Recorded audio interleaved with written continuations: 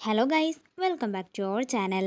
അങ്ങനെ ഐശ്വര്യയുടെ നിരന്തരമായിട്ടുള്ള ശല്യം സഹിക്കവയ്യാതെ അരുൺ ആ കടുത്ത തീരുമാനം എടുത്തിരിക്കുകയാണ്.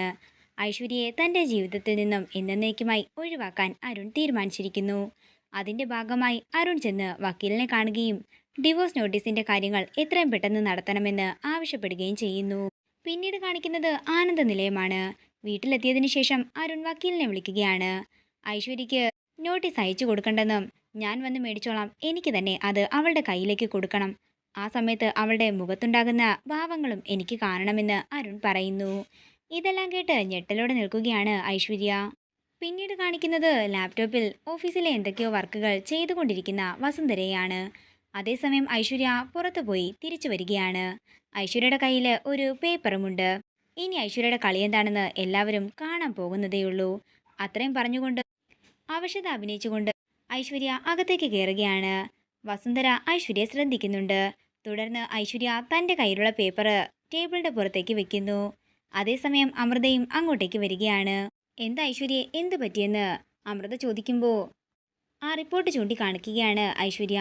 ആ റിപ്പോർട്ട് നോക്കുന്ന അമൃത സന്തോഷത്തോടെ വസുന്ധരയോട് പറയുകയാണ്, അമ്മേ, ഐശ്വര്യ പ്രഗ്നൻ്റ് ആണ്. ഇത് കേൾക്കുന്ന വസുന്ധര ഐശ്വര്യ ചേർത്ത് പിടിച്ച് പറയുകയാണ്, എൻ്റെ അരുണിൻ്റെ കുഞ്ഞ്. എനിക്ക് വളരെ സന്തോഷമായി മോളെ. അത്രയും പറഞ്ഞ് സന്തോഷത്തോടെ വസുന്ധര ഐശ്വര്യ അവിടെ ഇരുത്തുകയാണ്. അതിനുശേഷം വർമ്മയും മറ്റുള്ളവരും എല്ലാം വന്ന് ഐശ്വര്യയ്ക്ക് മധുരം നൽകുന്നു. പിന്നീട് കാണിക്കുന്നത് അഖിലിനെയും ശ്യാമയുമാണ്.